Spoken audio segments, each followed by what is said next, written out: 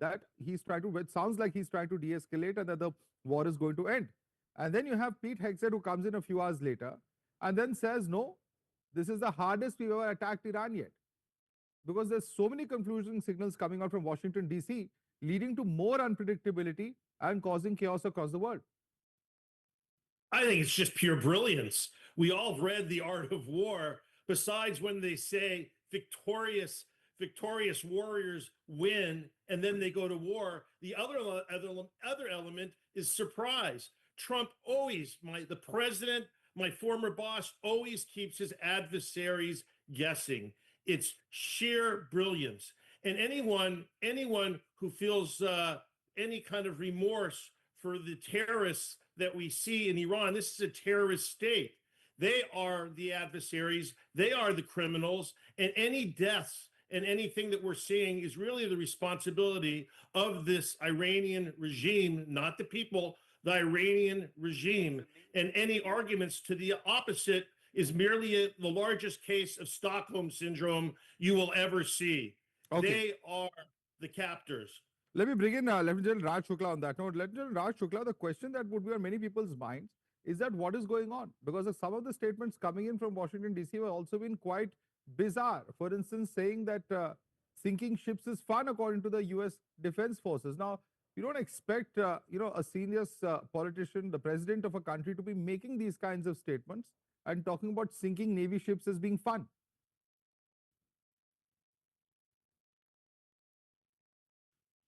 Well, Mr. Trump is what he is. We've known him for a pretty long time now. So let's get to these substantive issues. And here I think as we run into day 11, it would seem to me that even after 5,000 strikes, Iran has survived and Trump has not quite won.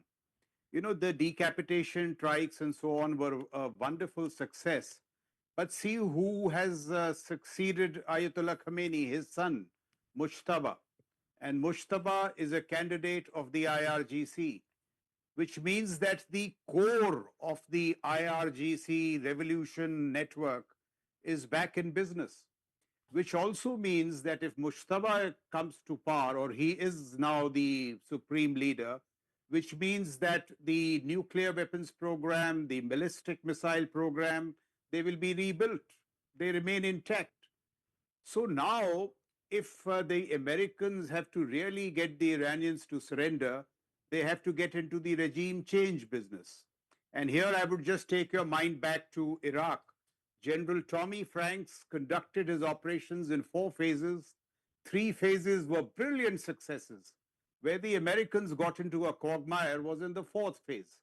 So I think this is where the Americans are stuck. They have done well so far, but regime change with 1 million plus, IRGC, besiege, the Artish, the regular military is going to be a big challenge.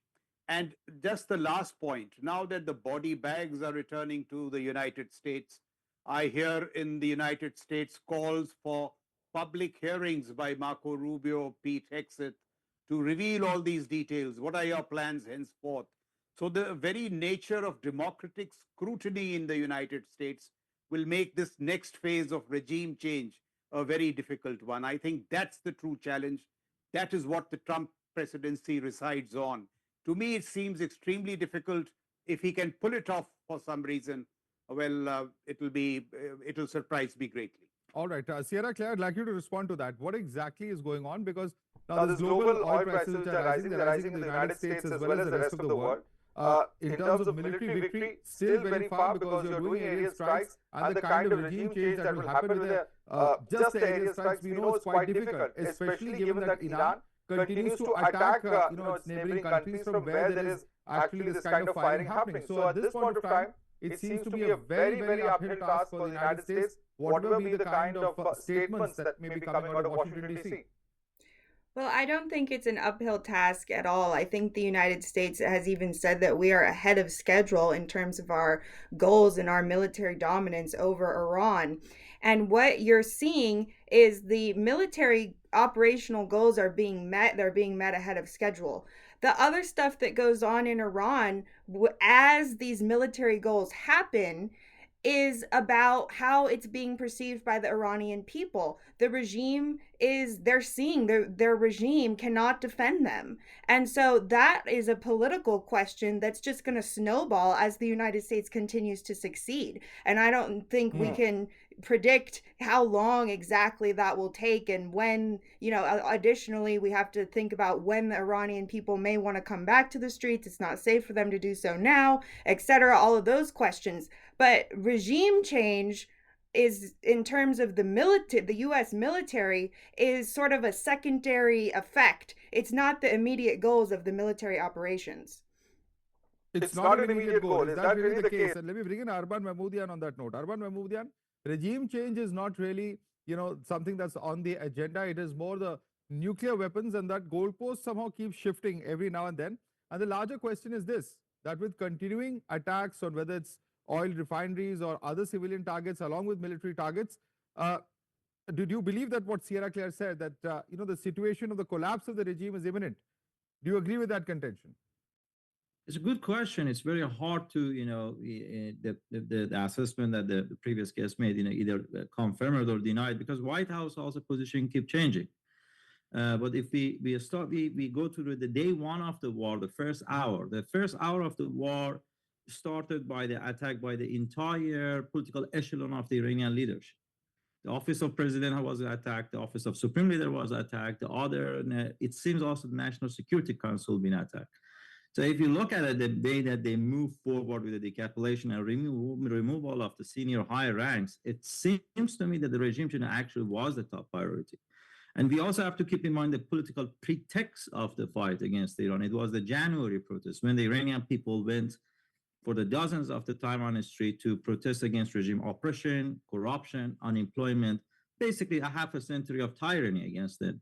And the regime response was old school use of violence, but this time they kind of overkilled it. It seems that they killed about 35 to 40,000 people of their own citizens. And that gave somewhat of a political pretext. And at the very beginning of the military strikes against Iran, it was President Trump who said once that I paid my debt to the Iranian people, because initially in January, he invited Iranian people to his social... Protesters who are on the streets of Tehran and other cities of Iran. I don't see them protesting. The protesters who are on the streets, American officials right now. Secretary of the War mentioned that staying home. The commander of the CENTCOM mentioned that stay in your home. Almost all of the U.S. military officials says that at this point, stay in your home, because the country is under the bombardment. You need neither the U.S. nor the opponents of the regime outside. President Trump has been asking for people to come out and reclaim the regime or change the regime. That's what he said multiple times. Now, that obviously does not seem to be echoing with the people of Iran, who are perhaps not happy with the fact that it's civilian facilities, oil depots, etc., that are under attack from the U.S. Well, I don't know about that. I don't have any polling that what the Iranian people feel, but what I do know that historically speaking, peoples, specifically speaking, social unrest won't take place as long as there's an aerial campaign. They usually take place after the aerial campaign, because the aerial campaign creates a security vacuum, a window of the opportunity for protesters to seize the street. Would they take that opportunity or not? It's very too soon to say. Time will tell. Arman, look at, I'll just take you through yesterday's pictures. And in fact, I'm going to request for producers to bring up those pictures. Anybody staying in a city where the sky has gone completely black because of the kind of smoke, because there's not just acid rain, but there's oil raining from the skies. And there are serious healthcare concerns, from cancer to the most debilitating of diseases that are predicted. I mean, it doesn't take much to imagine what the feeling would be of the people, of who has got them into this position. Well, there is no doubt that people are not happy with the current, the current situation. It's unsafe. The country is under the bombardment. They may hate the regime, but they like the country. They love the country mostly. But we also should keep in mind the fact that people are not really satisfied with the current state of Iran doesn't necessarily mean that they don't blame the regime for the current circumstances. Yeah, we've been put through the last half a century into a symmetric rivalry and adversary, which is way out of Iran's league, out of Iran's capacity, and also out of Iran's national interests. The fight with Israelis and the Americans is something that to some extent got us here, and it wasn't really never in our national interest, naturally. It is Islamic Republic that put it. I think people put part of the blame on the regime foreign policy too. I'm not sure that there's. There's a breaking update coming in. This is U.S. Senator John Kennedy, who's a Republican, and on the bombing of the girls' school in Iran, he's come out to say that it was terrible. We made a mistake. Other countries do that sort of thing intentionally, like Russia. We would never do that intentionally. I think the department is investigating it now. I'm sorry. I'm just so sorry it happened. It was a mistake. Tatiana, before I come across to you, I want Dr. Jeffrey Gunter to answer that. Because now you have a situation where even Republican senators are coming out to apologize for this. This is obviously a huge embarrassment for the United States. I don't know if it's a huge embarrassment. Look at, there's things that happen in the setting of war. I personally hold the Iranian terrorist regime responsible for the death and destruction of what's happening in Iran right now. They've killed 35,000 of their own people. So let's not forget who the real terrorist is here. The real evilness is here. And it is a shame. It happens. I'm sure it will be fully investigated and be incredibly transparent, which is the greatness of America. I have great respect for Senator Kennedy. I know him. He's a friend of mine, a reputable person. But all this will be hashed out in due time. The great news is the Ayatollah is gone. Their navy is at the bottom of the sea. Their missiles are down to about 90% less than what they were launching before. Their drones are down. It will be a great day for the Iranian people, and any death and destruction that you see right now is a result of the terrorist Ayatollah and the way that they held the Iranian people. The great Iranian people have been held captive by these maniacal, theocratic, terrorist government. Tatiana, has the Ayatollah gone? Because the last I checked, there was a new Ayatollah who's come in. And what exactly is Putin trying to do in this? Is he trying to give Trump an off-ramp with his latest statement? Oh God, no. Look, I mean, first of all, you're exactly right, you know, and that's what we've been discussing a week ago, and at the time where half of our US counterparts were singing a very different tune, because they were all suggesting that the result is the regime change. And we were discussing the fact that it is going to be a new election, there's going to be a new supreme leader, and again and again and again, there is not enough times that we can say that we've seen US sponsor regime change in different parts of the world. Not once has it successfully been done by bombing something from the sky. And to anybody who would want to bring up what happened in Syria, you know, might I remind you how many people have died and have been not died, have been killed, murdered by the hands of the so-called new democratic leadership. Look, as far as what we've heard from President Trump, yet again, I'm going to have to disagree with you. I think that he's very, again, very kind of sticking to his own guns.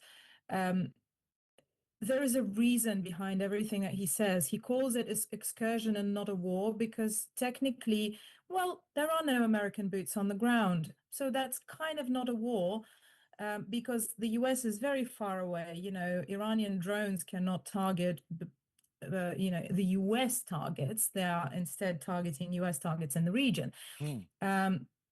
So there is a sense to him because once he utters the word war, that creates a very different perspective in the media, specifically from the American population. He's making fun, you know, we're looking at him making fun of the situation, kind of sounding nonchalant. That is extremely good for the American public because the American public then sees him as this strong man having fun, just, you know, sinking ships, having an excursion, and coming out victorious. He is brilliant at manipulating the media. You know, we've been talking, all we've done for this week, we've been talking about a regime change that was never really a goal of his. The goal is the economy. The goal is the oil. But what really is going to happen, because, you know, according to Antonio Costa, who's of course the EU Council president, he says that Russia has been the only winner from the war in the Middle East as the energy prices soar and all the attention goes away from Ukraine. Tatiana, so is that, do you agree with that contention of Mr. Costa? No, that's quite editorialized, if I might say, you know, because of course we're not the only winner from the soaring oil prices. again, might I remind you that at the beginning of the year, the US just happened to fall on very vast oil reserves that they have since already started, by their own accord, their own admission, selling. So the US is going to profit massively from soaring oil prices. Okay. And yet again, yes, it does take some of the attention off of Ukraine. It's not going to take a lot of it because, we are still living in a situation where American media are driving kind of the narrative game, and the American media are still going to do everything to excuse what's going on in Iran. There's some of the American media actually reporting from on ground in Iran. I don't know how they will control that narrative, but let me quickly bring in some breaking news coming in. You've heard the ambassador, saying that it's the greatness of American nation and all of the lovely words that he used, this is exactly it. At the end of the day, they're going to justify it. Well, obviously, the US will justify their position, as every country will. I'm sure Russia will justify its own position as well. Yes, General Raj Shukla wants to comment on this. Yes, General Shukla. I want to make a couple of points. I respect the American military as a very professional military. So I'm quite confident that this incident in Menab, once it's investigated, and if they have made a mistake, they will apologize. Number two is, there's less than somber observations being made by Mr. Trump about the fun of sinking ships. I think in a week or so, he'll realize that war is very serious business, because there are two challenges before the American military today. One is to move from standoff to stand-in targeting. That doesn't seem to be happening. Stand-in targeting is, when you have complete control of the skies, you move into these JDAMs and these cheaper ammunitions from the Tomahawks. That has not happened, and therefore you find the Iranians responding. Let me also just underline this fact that I don't think the Americans kind of estimated this exponential response from Iran. They thought they will respond in a linear fashion. But now that the Iranians have struck this entire arc, 3,000 kilometers from the Mediterranean to the Arabian Sea, sending these oil and energy shocks, they are reaching America home. The prices at the petrol pumps, the body bags, the democratic scrutiny, and that is what is the main challenge before President Trump. And the last point, if you want regime change, if you want the Iranians to surrender, you have to shed blood. Now, who's going to shed blood? You cannot do this kind of stuff despite all the support that you have from the Kurds, because you are up against a 1 million strong Iranian apparatus. IRGC 2 lakhs, Basij 4 lakhs, the Artish about 8 lakhs. And the other thing that has happened, I see no signs of defections, no protests on the street. So from the American point of view, I'm worried. Right. This grand display of air power is not going to convert into, geopolitical effects. Sierra Claire, respond to the general, because he says this grand display of air power is not going to help the regime there or the government there in the United States, and he's explained reasons why. For instance, what happened to the Strait of Hormuz? I thought US was supposed to clear out that entire area and get the oil tankers moving. Clearly, they've not been able to do that 10 days into the war. Well, they've started to do it. President Trump just announced yesterday that we have Navy ships sweeping for mines in the Strait of Hormuz. But in terms of the air power and what it's doing, is if you look at, first of all of the leadership ranks have been taken out, and we're looking now at the IRGC operating, on a very independent basis, almost rogue basis in many cases, and they're making a lot of mistakes. They're targeting people like Azerbaijan, they're targeting their Gulf neighbors, and that's just creating more will for the American side. And so you're seeing they don't have a strategy. I mean, if they were operating strategically, then they wouldn't be doing those type of things. And the American air power is to achieve the military goals, which is to destroy the missile programs, destroy the drone production facilities. That is the phase that we're moving into now. We've just begun it, but we are moving along But into it the will be second challenging phase. because a lot of it is underground, I believe, and through a network of tunnels, etc. So it won't be as easy because Iran is also a huge geographical area. But there's some quick updates I want to bring in for our viewers. Indigo has issued